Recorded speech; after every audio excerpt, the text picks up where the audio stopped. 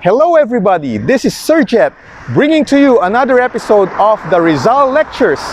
Today I am here in Santa Rosa City, in the province of Laguna. And behind me is a sign which says Greenfield. You know, here in Laguna, there are a handful of places called Greenfield. You know why?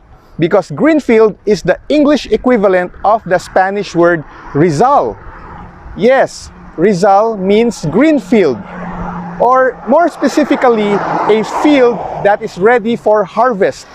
So the Rizal kind of green is kind of yellow green or golden green, not this kind of green which is dark green. So that is the reason why there are many places here called Greenfield, because this is the home province of Mr. Joe Greenfield or Mr. Jose Rizal. Anyway, so much for that trivia. Let's now go to our lecture for today. Today's lesson is entitled The Context of Rizal. Context means background. For us to better understand a person, we must first study his context or background. By doing so, we would understand why he was able to say this and that, or why he behaved like so.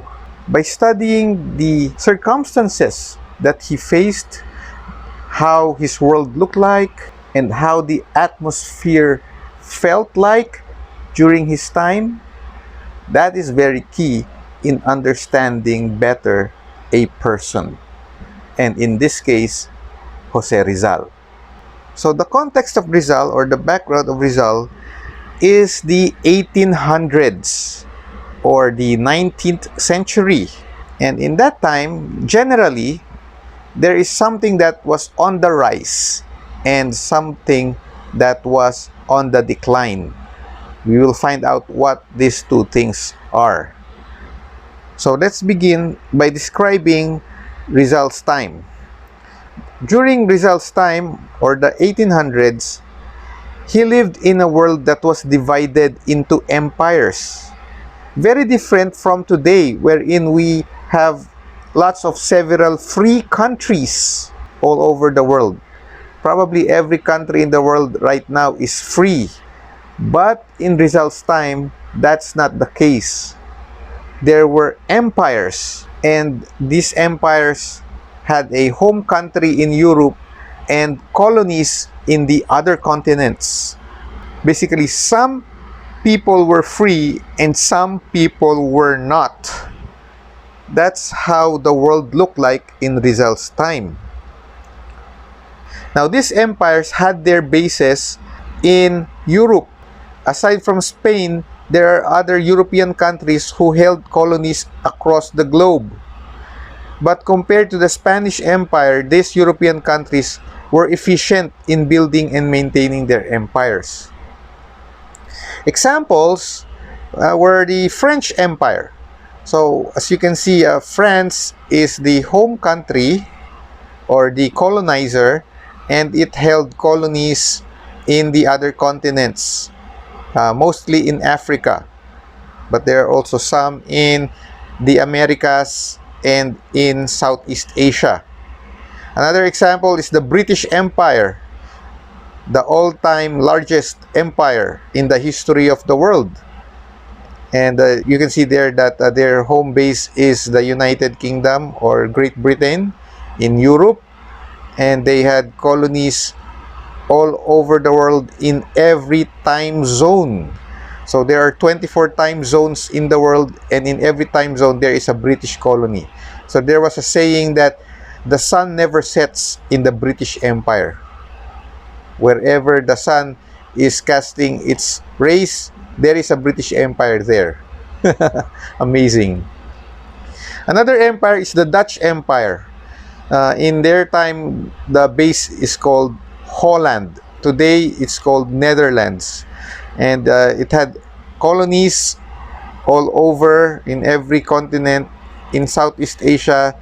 Do you know that Indonesia was once part of the Dutch Empire? Another empire is the Russian Empire. They are land-based basically stretching from Europe to the far end of Asia. So it's also a large empire during Rizal's time. We also have the German Empire. So we have Germany in Europe, and they had colonies also in the other continents. And of course, the Spanish Empire. Spain is the home country, and it had colonies in Central and South America. The Spanish-speaking world today is basically part of the Spanish Empire in the 1800s.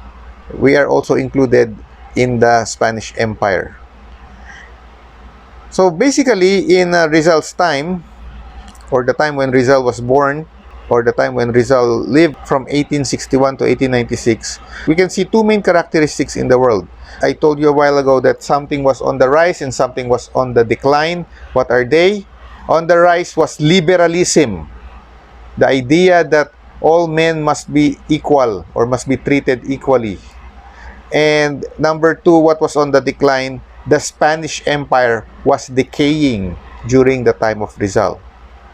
Let's talk about the rise of liberalism first.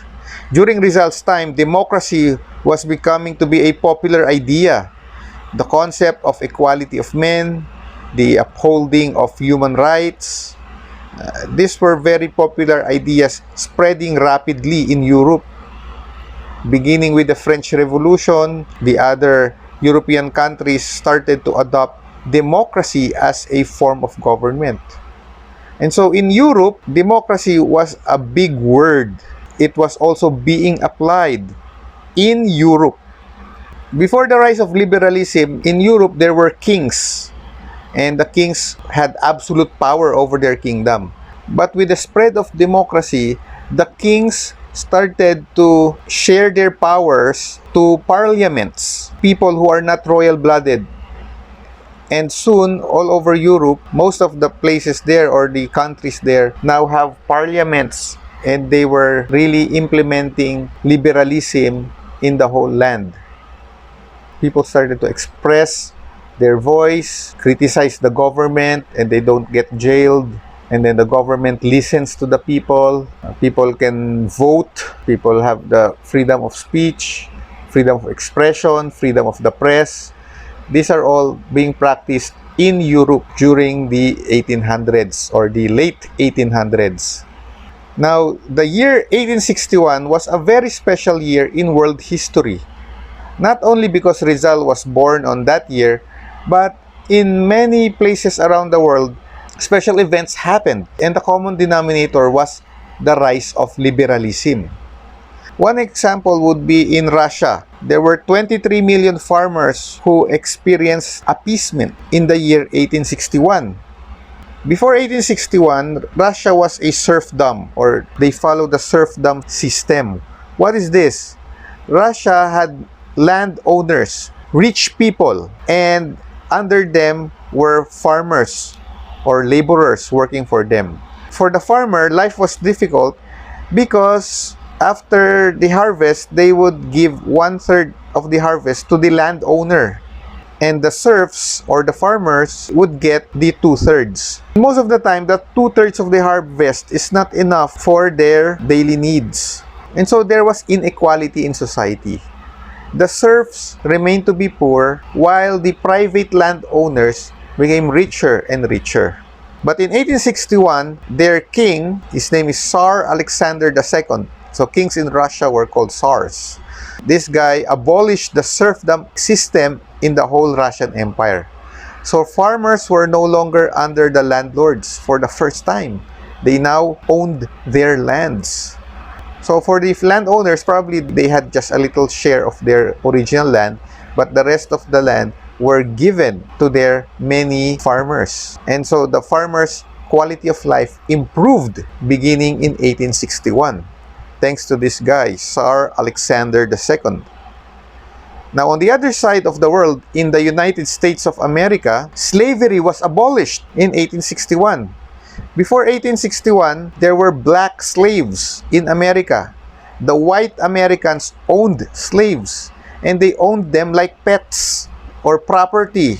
Look at this. These are sample posters during the slavery period in America.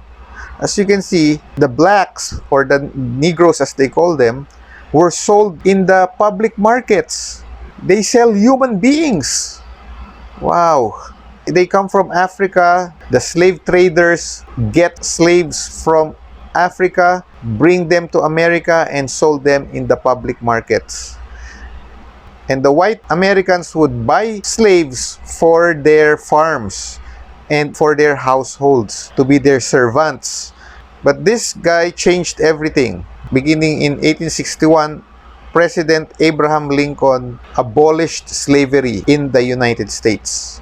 A civil war broke out because the slave owners wouldn't want to release their slaves. But who won the American Civil War? The northern states, or the ones who were on the side of Abraham Lincoln. And so today, America doesn't practice slavery anymore, thanks to President Abraham Lincoln. And the year 1861, that's the time when slavery was abolished. Nearby in Mexico, 1861 was a special year because that's the year when they had their first native president. Before 1861, the Mexican presidents were white, or they were of mixed descent, mestizos as they call them. Mexico was a colony of Spain for a long time. They had their independence in the 1820s, but their first presidents were of Spanish blood. But in 1861, they finally had their first native president. His name is Benito Juarez. So as you can see, liberalism was spreading in the West, in Europe, in Russia, in America, in Mexico.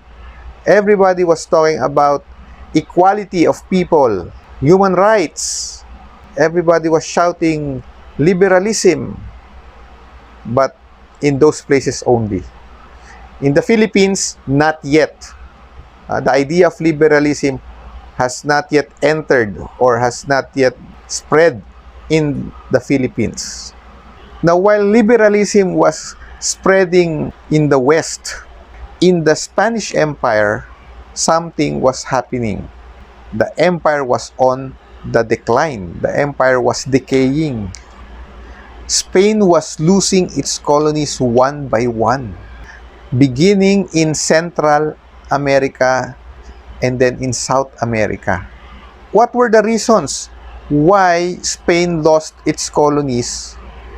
The colonies of Spain in those places started their revolutions and set themselves free against Spanish rule. Now, how did that happen? How did the people in the colonies in Central America and South America gain the idea of starting a revolution? There were three factors. Number one is corruption in the colonial government. The Spanish officials sent to those places were corrupt. They were not the best of the best Spaniards in Spain. And so when they were there in the colonies, they started to make themselves rich by practicing corruption. And then the people felt about it. Another reason is the union of church and state. The Catholic Church and the government, they are one. They cover each other up. When a native would run to the church and complain about the government, it would just go to deaf ears. Or the church would ask the government to arrest that critic. In the same way, if the native would run to the government and complain about the church, nothing would happen about his complaint. Because the church and the government, they are one. They are friends. They help one another. They protect one another in their misdoings. And so the natives have nowhere to run to. A third element is the unjust treatment of people in the colonies. Because they were so far from Spain, the Spaniards in the colonies had the freedom to do whatever they want, even abuse the natives. There was no internet yet at that time. There was no television. News spread very slowly. The abuse that happened in the colonies, for it to reach the kingdom of Spain in Europe, it would take forever. And so, abuse happening in the colonies were really very, very rampant. And because of these three ingredients, corruption, union of church and state, unjust treatment of the people, these are fatal ingredients for a revolution. The Spanish colonies like Mexico, Argentina, Peru, got independent in the early 1800s because they were so pent up, and they started to arm themselves.